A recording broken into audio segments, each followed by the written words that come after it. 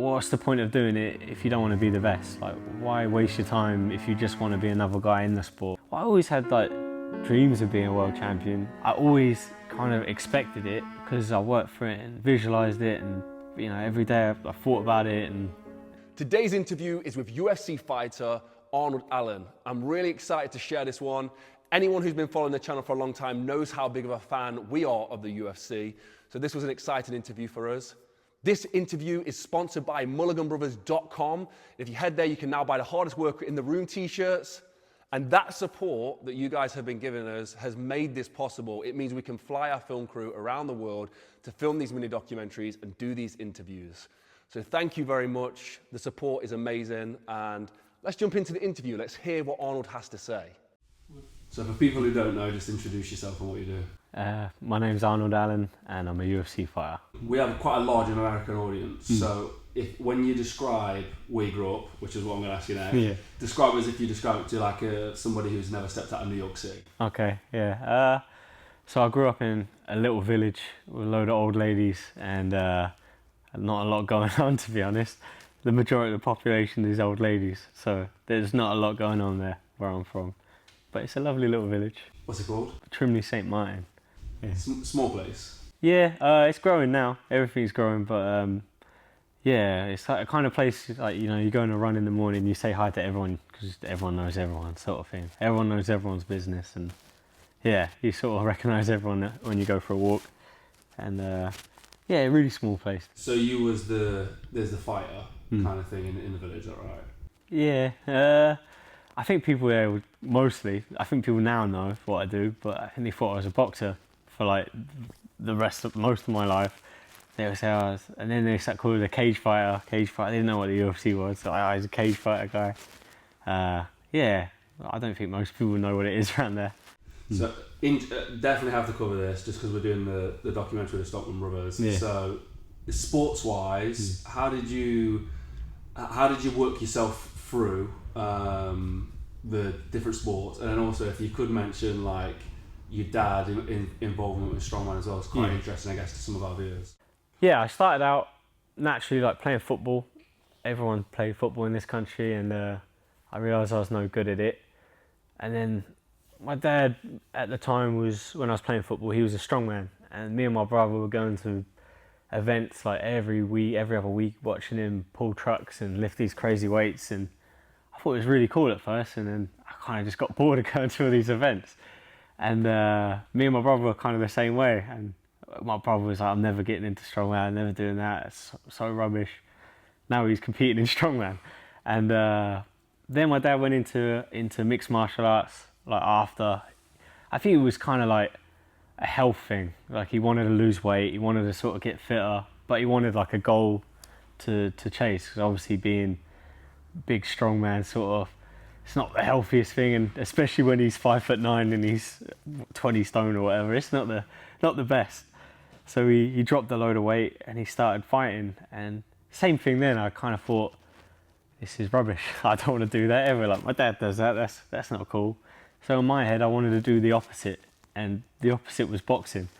Not really the opposite, but like yeah, I thought, I'm not going to do what my dad does, I'm going to be a boxer. And I wanted to go to the Olympics, I wanted to go pro, and it didn't happen. I started doing MMA like my dad, and he was sort of, never pushed me into it. He kind of just sort of guided me. He was like, oh, if you want to train here, if I know some people here, I'll take you. If you want to go there, I'll take you. And never really come to watch me play football, but I don't think he's ever missed a fight.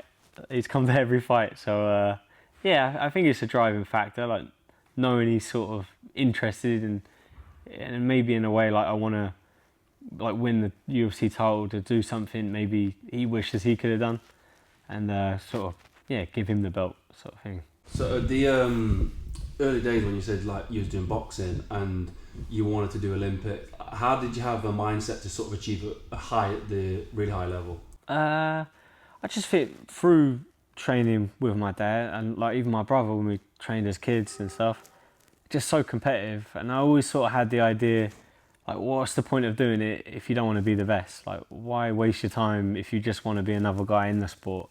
And it's a lot of impact on your body. You know, your knees, your elbows. You're putting in a lot of hours. Everything hurts always, and I want something shiny and gold to show for it at the end of it, at least. So, and training wise, what would your as a young athlete, what would it kind of look like, and how did you fall into discipline? As a teenager, like training wise, I was always pretty athletic, like naturally sort of fitter than like most of my friends that I was training with, and I think that was just through the competitiveness with me and my brother. We would go to the gym with my dad and, you know, pull trucks and stuff like that. I think the guy was driving it a little bit, but yeah, I thought I was the strongest kid around. But yeah, just messing around in the gym with my dad's sort of strongman equipment. So we always sort of trained. Me and my brother always sort of trying to outlift each other, and you know, if it was running, we're trying to be faster than the other one. Playing football every day, so we're always in shape, always competitive. But yeah, it was probably about 16, 17 that I realised I sort of could make something of it, and I just sort of, that's where the discipline come. All the guys that do well, they work harder than everyone else, so I realised that's what I had to do. It's funny, in our house there's 7 of us, so the competitiveness between, there's 5 brothers, so we was like every single, who eats fastest, who runs the fastest, who lifts the most, you know what I mean. But it did set us up for like sports and being competitive in sports. You know, what happens if you don't have somebody? What would your advice be to somebody who's maybe not got a brother who's as interested in a certain thing? Get a friend. Yeah, if you know, I think that's the thing when you go to a gym, a team, like MMA is not really, it's not like boxing. Boxing's more of a, you know, it's more of a lonely sport. It's an individual sort of thing, you know. But MMA, I can't really, there's only so much I can do on my own. I can't do the drills, I can't wrestle. I can shadow wrestle, but it's not the same. The majority of boxing is you know, you have sort of your coach, pad man, maybe a fitness, like PT or whatever. But MMA, I have so many coaches. For all aspects, I have wrestling coaches, jiu-jitsu coaches, MMA coaches, you know, boxing coaches, Muay Thai, kickboxing. So the team is huge. There's so many people, and then there's so many different people to drive you. So get into MMA. Yeah. What was it? Do you remember? Let's take it back to boxing. The first time you stepped in and like had a proper fight. Like, do you remember what that was like? Yeah. So my first fight was in like a little village hall in some country, little village place somewhere, and I think it's Norfolk. And it was back when there was smoking inside, and there was a cloud of smoke above the boxing ring where it all just sort of travels to the lights. And it was Christmas things everywhere. It was like around this sort of time, like November-ish. And I just remember like they called my name and like they said like, "You ready?" and all that. And I just ran across the ring throwing left hands, because I just throw left hand. It was like you know, when you're on the PlayStation, you just keep pressing the button. And I literally I got so tired. I was so tired. So the third round, I was exhausted. I literally just covered up and I just survived. But luckily I won the first 2 rounds by spamming left hands. But yeah, I was so fatigued by the third, I didn't know what to do. So I just hung on. In a similar sort of way, do you remember the first time you stepped into an MMA gym, like for the first time? Yeah, the first MMA gym was in this building. And yeah, it was a bit, like I'd trained a lot before I come here, but I'd done like bits and bobs of other stuff, like a bit of Muay Thai, a bit of grappling, but never MMA. And I come down here and got choked out by everyone. And it was kind of upsetting, because I went from being pretty good at boxing to pretty crap at grappling. And it was, yeah, it was disheartening. I'd get choked out 10 times, go home and sort of think, what am I doing, you know? So, but yeah, eventually it got better, and now I'm the one doing the choking.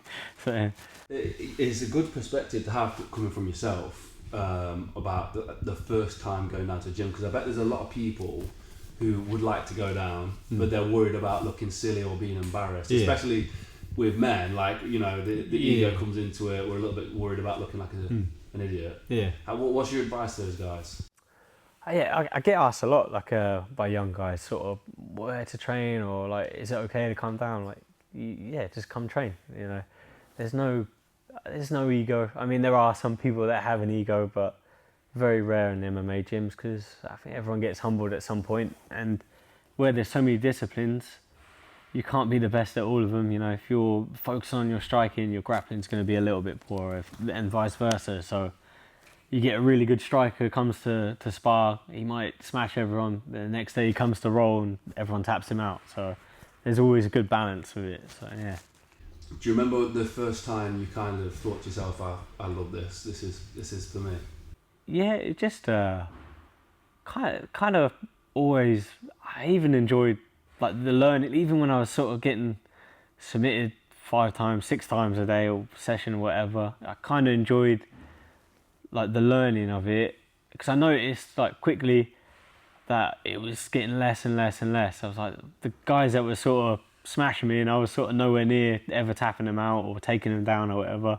I was getting closer and closer, so I was like, yeah, like there is progress. Like noticing that progress, even if it was like a tiny bit, was sort of enough to like keep me happy, sort of thing. Yeah, I completely agree with that as well. Like when you can see a little bit of progress, a little bit of results, just can keep you going. Let's take it back to the first MMA fight, first time stepping into the cage. Do you remember that one? Yeah, of course. So yeah, the first time I fought MMA, actually, there wasn't like a unified rule set then. Like now there's a set rule set for the amateurs and then all those, anything other than pro, there's set rules. But back when I was fighting amateur, there was just like, you turn up and you kind of go with whatever they're saying. So it was the weirdest thing coming from like amateur boxing, and I took like an MMA fight in a week's notice or whatever, and they were like, right, we've got no headshots, 4 ounce, 1 5-minute round MMA fight. And I was like, what? Like, I'm coming from boxing, what do you mean? It's just basically a grappling match. So I pretty much had a grappling match with body punches for my first MMA fight. It was a bit of a weird one, but yeah, it wasn't, I think having no headshots, it was kind of like there was no sort of fear in a way. It was just like, oh, okay, yeah, it's a grappling match. So yeah, it was a bit strange. When did you start targeting it seriously, the sport?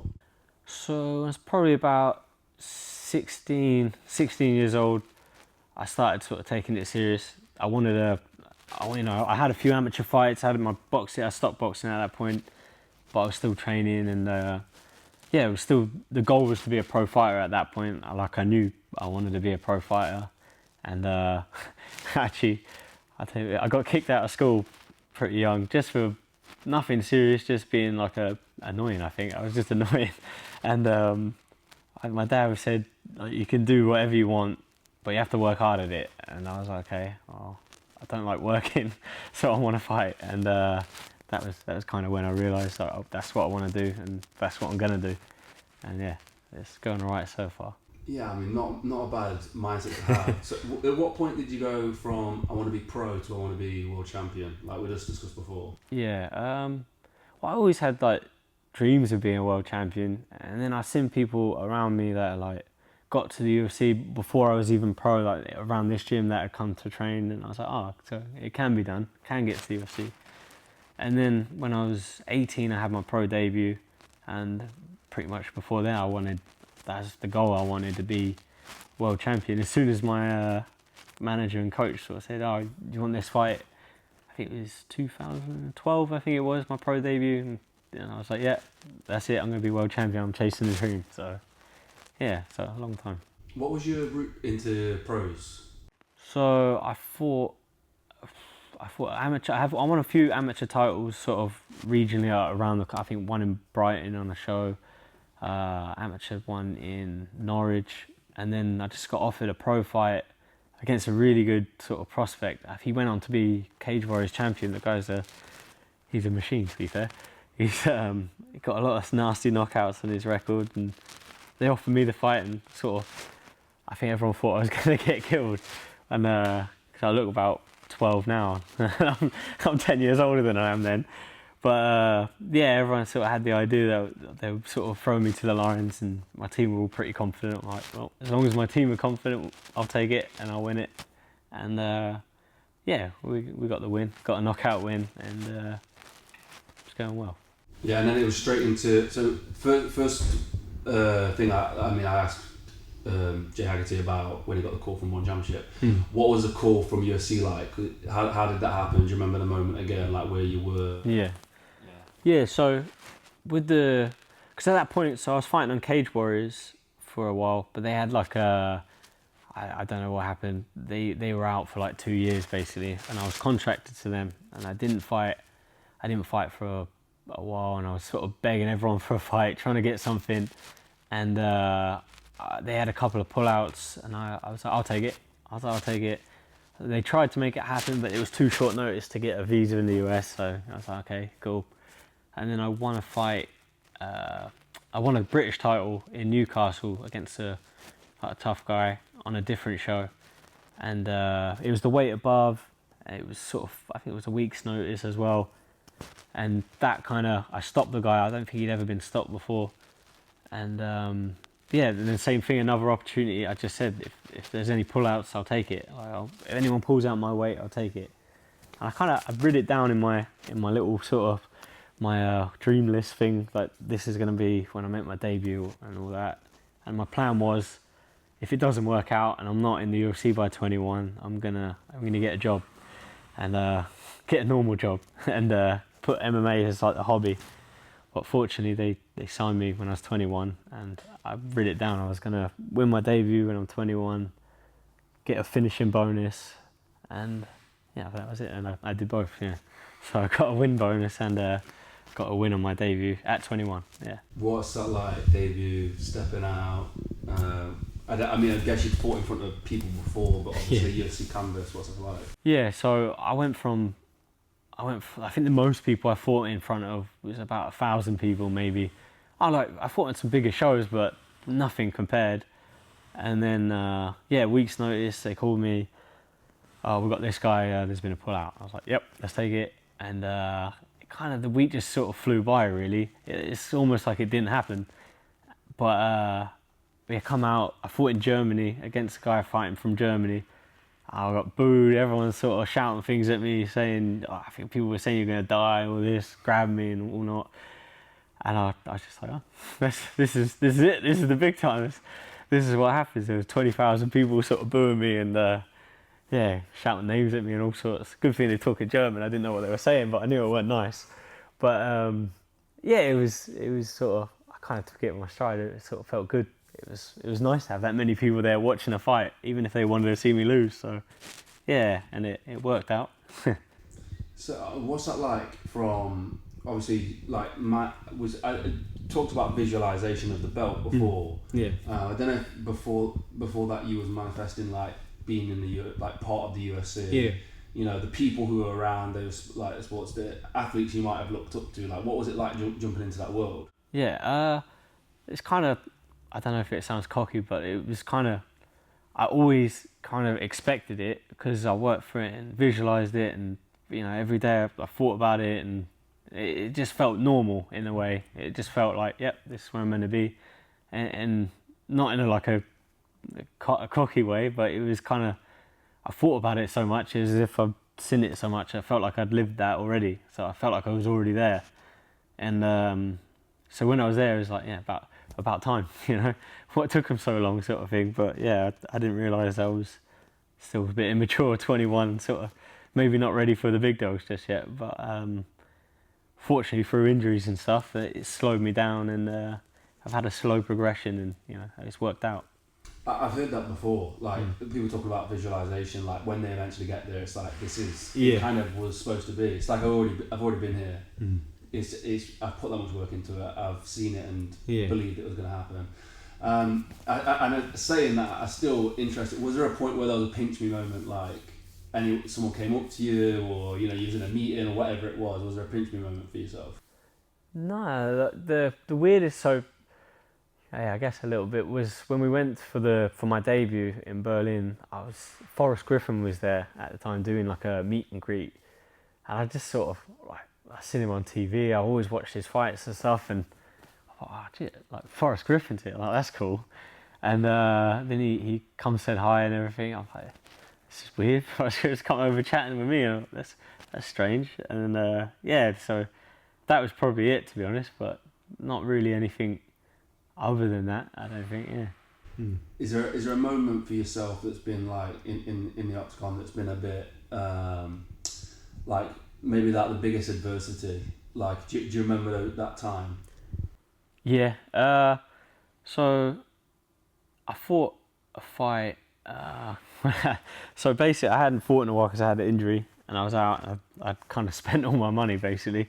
I didn't save anything, and yeah, I did a camp, and I spent all my money on that camp, and then I got sick. I had to pull out, and then I was ill, and I had to fight, and I had bronchitis in a fight, and it was like I just really struggling to breathe, and I was like, I can't pull out. I've got no money, so I had to take the fight, and I was just I don't care what happens. I'm winning this fight, and I have to win this fight, and it was just hell. I was just trying not to fatigue basically, even though I was already sort of gassed out.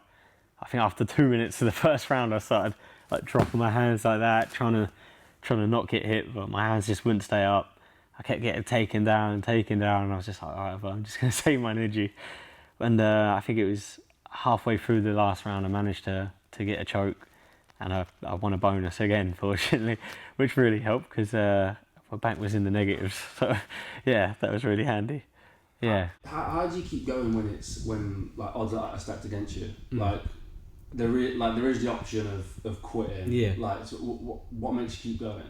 So that was the first time. So like my coach actually was away and couldn't make it. His flight got cancelled and he couldn't make it to my fight. But it kind of worked out because I ended up having my dad in my corner for the first UFC fight. He'd cornered me for like amateur fights and stuff. But that was the first time he'd cornered me in the UFC, and I just kind of sort of just remember thinking I can't quit in front of my dad. It's just embarrassing. I can't do it. I was like, I know he'd be disappointed if I just sort of go, oh, I'm done, sort of thing, you know, give up a position. I was like, whatever happens, I'm winning this. I'm not going to quit. You have to take me out. And yeah, it was just seeing him in the corner, sort of, he didn't even say anything. Just looking at him, I was just like, yeah, I know. Just sort of looking at him, I could see in his face, he's like, oh, come on, like, what are you doing? But yeah, so ever since I've had him in my corner, and like, even if he doesn't say anything, it's more than it. Just the motivation factor of just him being there is enough for me. And say when you win the championship, you're gonna share that moment with him, then? Yeah, that's the plan. I've always sort of visualised that, and you know, giving him. Like if I win the belt, I'm going to give it to him. Like it's not for me. So yeah, that's the plan. Amazing. So yeah, if you like specifically in your head when you see yourself winning that belt, what does that look like? I'll probably cry or something. I don't know. Yeah, I think you see a lot. Like a lot of people, it's a lot of work. You know, it just sort of be nice to have that, like something to show all that hard work and all that sort of getting up early in the morning, getting home late, travelling everywhere, and you know, flying different countries to get the best training in, sort of missing family, missing home, all those things. Yeah, it'd be nice to like make that all worth it. And for me, it feels like a waste if I don't get that. So, you see it quite a lot when the belt gets wrapped around the waist. Yeah. It's like all those emotions come flooding through. Yeah. And it's how much work that's gone into the obsession of getting that title. How much work does go into just get to where you are right now? How much work's gone into it? Yeah, it's been. I never really like. I always sort of downplay everything I do, really, but I suppose when I think about it, it has been a lot of hard work, like to get here. Like in the start of it, like I was working like down the docks, loading containers. Funny enough. And my boxing coach used to get us in early in the morning. Fortunately, the boxers were in at like 4 a.m, so he'd call us, oh, we've got sparring at 4:30 if you want it. I'm like, yeah, okay. We'd come spar in the morning and then drive 45 minutes back, do a day loading containers, and then come back in the evening to do grappling. It's just days like that all the time, and it's hard graft. It's just hard work even then. And a lot of hours travelling, sitting on the train, sleeping in train stations because I missed the last train home. living in a little village. That's sort of one of the bad things. The trains don't run that often. But yeah, and also traveling. I travel to Canada, like that's where I train now, like in Canada. Being away from family, I've been going there for 6 years, so I've missed a lot of Christmases, I've missed a lot of birthdays, I've missed a lot of, family time. I haven't seen my friends. Obviously, I've gained a lot of new friends. I've gained a Canadian girlfriend, and but yeah, just little things. There's always the small things. So I noticed when I first went there, I used to take my dog always like running with me, and I came back after a camp. I was there for about 6 months, and he couldn't run with me no more. And he just, in that short time, he'd aged so much. And every time I'm away, I'm always sort of thinking that, like, when you don't see your family, sort of, oh, is everyone getting old? Is everyone okay? Sort of thing. So it's always something that's on your mind when you're away. Just sort of think about what's going on at home. But it's always, like nothing changes really. You come home and everyone's still there. Everything's all good. So how much time did you spend away then? I've spent probably, I've been travelling to Canada for about 6 years now, and so I went to TriStar Gym over there. Literally, as soon as I won my debut, and I went from not having any money to suddenly I won a bonus, and I had all this money. I was looking at all these flash cars I wanted to buy, and I love cars, and I was looking at all these fancy things. I was like, oh, I'm gonna buy that, I'm gonna buy this, and I was like, I'm going training somewhere, and I just went to the first big gym I thought of, and I've been going back ever since. So I was like, oh, George St. Pierre trains there, so it's got to be good. And Faraz Zahabi's the coach. He's one of the best coaches. And I was like, can't hurt to work with the best guys in the world. So, and then I went there for a month, and I've been going back ever since really. And I thought about Canada because it gets so cold. It's horrible. It's unpleasant. It gets like -30, and I was like, that sounds like a hard place to go. So yeah, I went out there, and I've been going there ever since. The thinking was, if I went to like Florida where they've got all the big gyms, I was like, I'm just gonna go soft. I'm gonna be sat on the beach. It's like nice weather. It's just it's gonna make you weak. So I thought, like Rocky style, I'm gonna go to Canada. I'm gonna freeze, and yeah. Sometimes I wish I went to Miami. I mean, you said that with a little bit of tongue in cheek, but like, is there a part of your mindset about choosing tough things to do to try and keep that drilled in, keep yourself sharp? Yeah, it's always something. I don't know. It just gets in I like creep into my own head with things. Like when I went over to TriStar to start training, I was staying in the dorms with all the fighters, and it's not. I mean, as a fighter, it's great, but it's not like staying in a nice hotel or having your own apartment, and it's gritty, it's rough, and all there is to do is think about training, talk about training, live with the fighters, eat with the fighters. It's nice, it's good. But then I moved out it was actually my last camp. I moved out of the dorms. My missus and me have got an apartment there now, and it's all nice. Like, she's decorated it and everything, and it's all, it's comfy. And the whole camp I was thinking about it, like, is this gonna is it gonna make an issue, like going soft, being comfy, and sort of having my dinner cooked for me and all this sort of stuff. But so I had to do like little things, like making sure I didn't go soft. Sounds like insane. I was having like cold showers every day. I refused to use the heating in the shower. So I was like, and the worst thing is in Canada in winter, it gets so cold. Like, the pipes are so cold. Like, you get like brain freeze. And my head was hurting in the shower. I'm just sitting there just like that. But I was like, I have to stay tough, like, So yeah, but I think you kind of have to give yourself a little bit of comfort now and then, don't you? Yeah. You mentioned a few names, George St. Pierre, people like.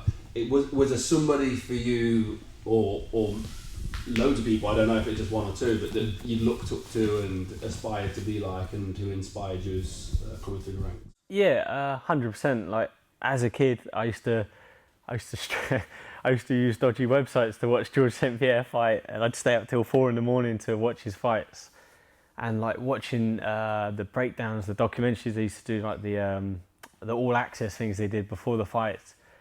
I loved just watching the training. It looked like such a good room, like the class, like the team there. Faraz is always like a great coach. and that was just sort of the idea of going there. I remember watching it. They were just all, I don't know, just looked like tough place to go. Great training and good coaching, and for me, George St. Pierre is like the best ever. And I was like, well, if you've got the option to go train with the best guy ever, like why not? And yeah, it's been a good decision so far. So just going back to the rocky image of Canada. So would you do stuff like that, like jog in the snow and all that kind of stuff? Would you see you jogging around there? Yeah, so just yeah, definitely. So like, I try not to when I'm in camp because I think I get sick going out -30. I get chest infection again.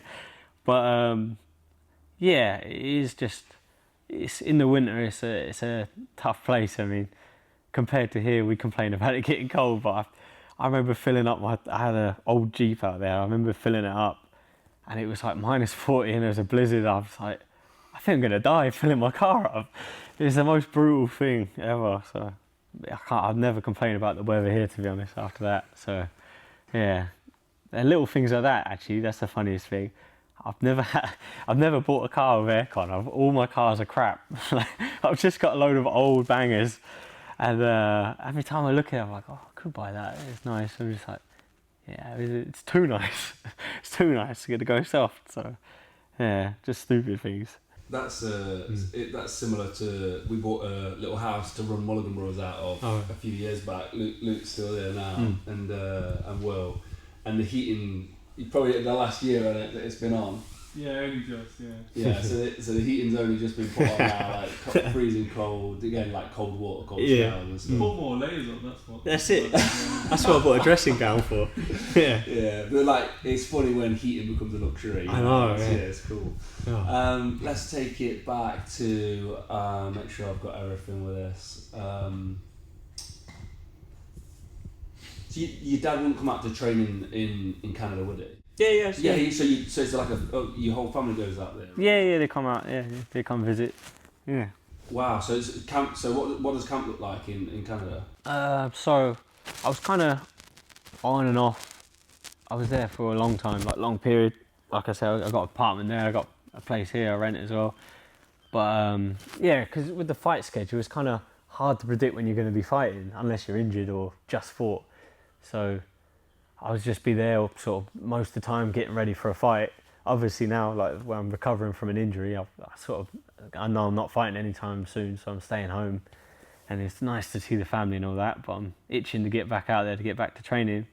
But yeah, the camp is obviously before, one of the big things before like COVID and the travel restrictions and stuff, there was constantly people coming in from the US, there's people coming in from, there was a guy from China, there's guys from Europe, there's people from all over the world that are coming in every week to come and train with us. So it was great. I got to train with so many good guys. I got so many different looks from different people from all over the world, which is something you don't really get sort of at your smaller gyms. People don't really travel to come see it. Maybe locally, but not for like flying there to train. So I was getting to train with all these different people from all over the world.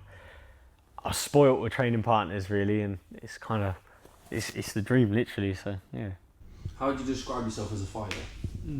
As a fighter, I think I'm pretty well rounded, and I think that comes from just sort of being able to do things I'm not good at basically. Like wrestling was a weak point, and I don't mind going to the wrestling club and getting taken down 50 times, you know, to make sure next time I get taken down 40 times. So I don't mind sucking at something as long as I'm improving. And I notice a lot with MMA fighters, there is a lot of guys that are really good at boxing that will just box. And I feel like in MMA that's only going to take you so far. You know, if you want to be the best in the world, you have to be best at everything.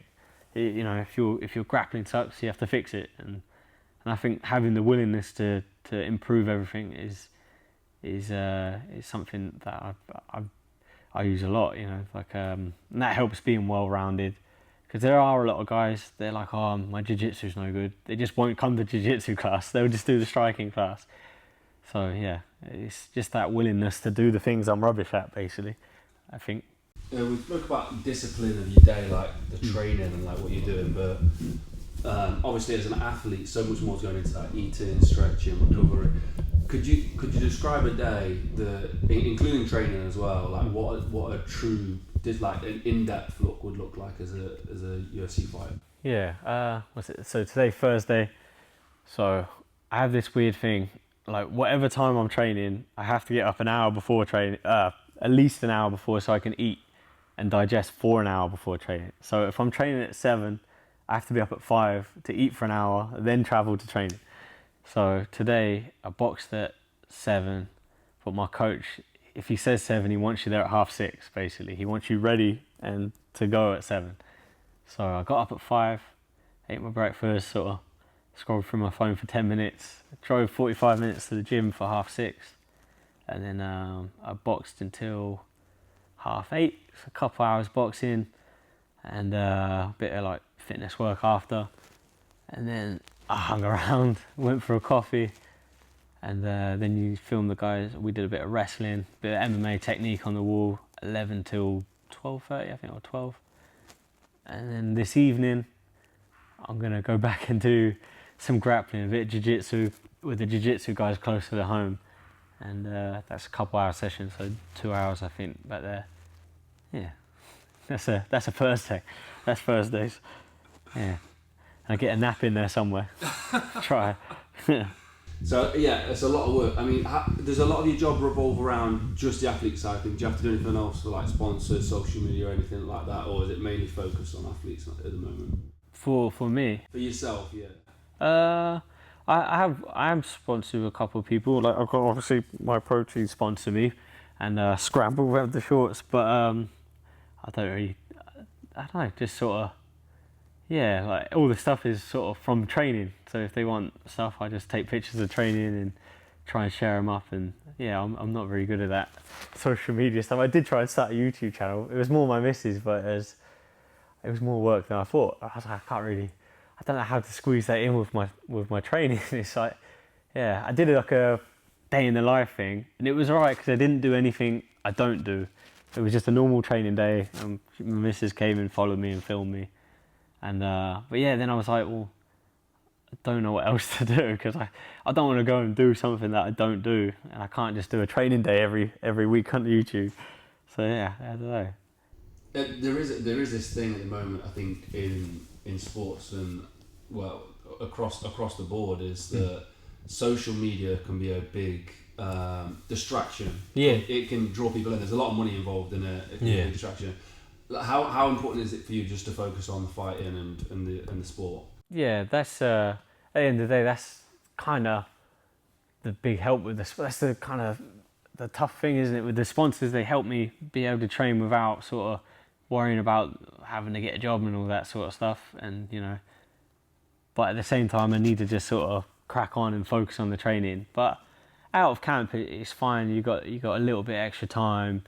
You're not really stressed about your trainings. You're not thinking about, you're not worried about sort of spending 10 minutes to film, or taking an hour to do a photo shoot or something. It's not an issue. But in the middle of camp you're a little bit like, I need it this time, I need to be here, I need to spar, I need to be fresh, I need to you start overthinking things, and you want everything to be like perfect in a way, so you don't want to take an hour to, I don't know, do an interview, or not if you're in camp, but you do it anyway.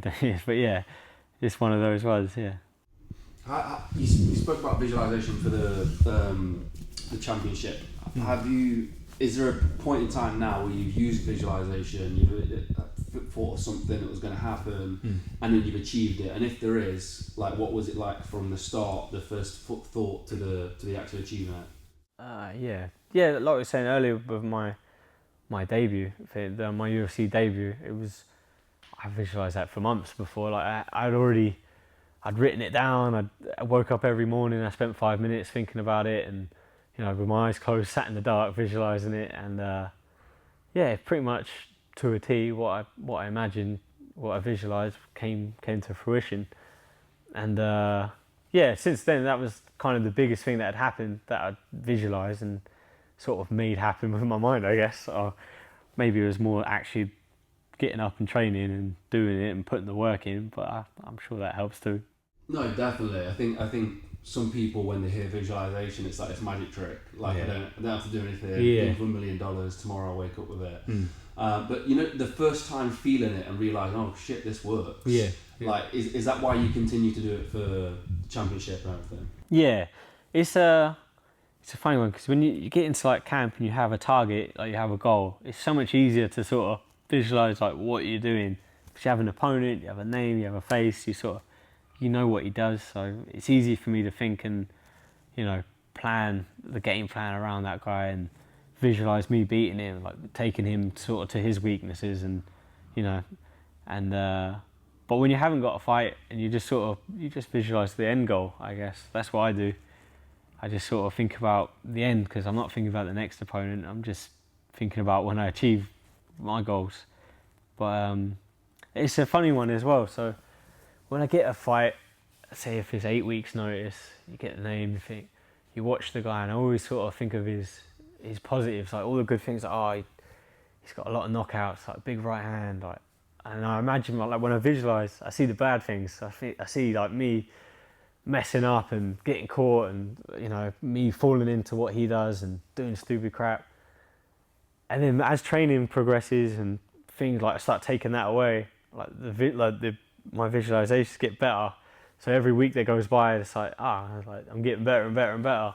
And then in my head, I'm seeing me winning every time, like halfway through the camp. You know? At the start of it, the things got on there a bit shaky, and through hard work and training, you start believing in yourself more and more. And it's easier to sort of put an image of yourself winning and dominating. You know?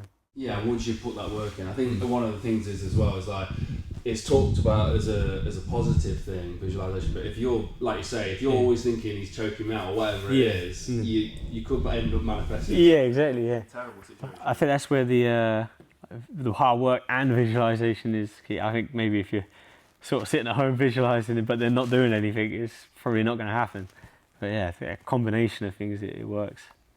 What does the path to World Championship look like?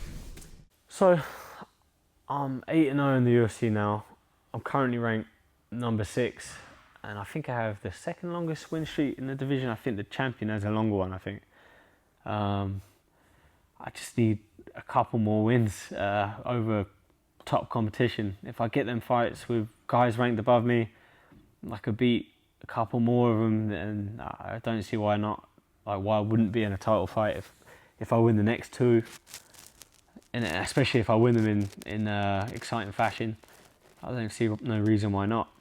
And I think featherweight in the UFC is probably one of the most stacked divisions. It's, you know, you got Alexander Volkanovski who's the champion, and he's beat Max Holloway twice. And a lot of people regard Max Holloway as the champion.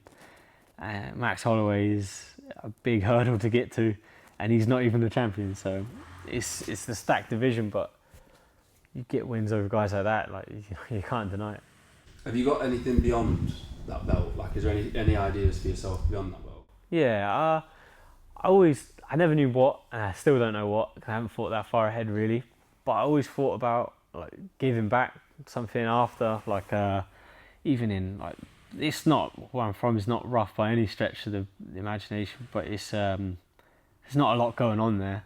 There's not a lot of opportunities for sort of like younger people, if you know what I mean. It's not like dangerous place. He's not going to sort of get robbed or anything like that. It's just, as a young guy, there's not a lot of things to do, like sporting wise, and it's kind of the perfect place to sort of fall into that school, uni, work, and retire sort of thing, you know, like without actually chasing any of your dreams. So maybe like a fighting gym or something in the town, or a boxing gym, something, just to give back to the community there for younger people coming through, because there's not too many opportunities in that sense there.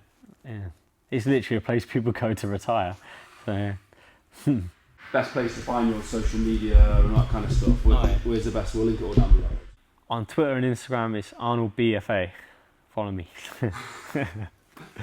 And there you go, a very, very humble UFC fighter, as I've tended to find with most of these fighters at the moment who we've interviewed of recent years, that they're just very humble. when they're in the ring to when they're out the ring, there's a massive difference between them. And yeah, it's just such a nice guy. Lovely to meet him. Hopefully we see him again in the future. Hopefully we see him with that gold belt around his waist as well. Guys, today's video was sponsored by Mulliganbrothers.com, where you can now buy the hardest worker in the room t-shirts. My favorite t-shirt that I try and have on most of the time. It's linked down below, and purchasing those t-shirts supports this. It means we can fly our film crew around the world. It means we can go to these projects and do these interviews and get the freshest, latest motivation in the world on YouTube. And that is our goal, as always, to help inspire change. Also, you can click the join button down below to become a channel member. That also helps produce the show.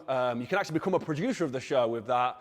And yeah, you get your name will be linked on all the channel videos. But guys, thank you very much. Oh, one last thing. Whilst I've still got you. We did it, guys. The 100K plaque for the Mulligan Brothers interview channel has just come through. YouTube, you were a little late, just almost a year late, but still, thank you so much. Again, subscribing to the channel, hitting the notification bell, all those good things have helped get us to this point. We will continue to do the good work of finding the freshest motivation and inspiration from all around the world with your support. So thank you. Guys, if you want to see more behind the scenes, head over to my Instagram, @JordanMulliganBrother. But let's cut this video here. Have a blessed and productive day. Go smash your week, and I'll see you in the next one. Peace.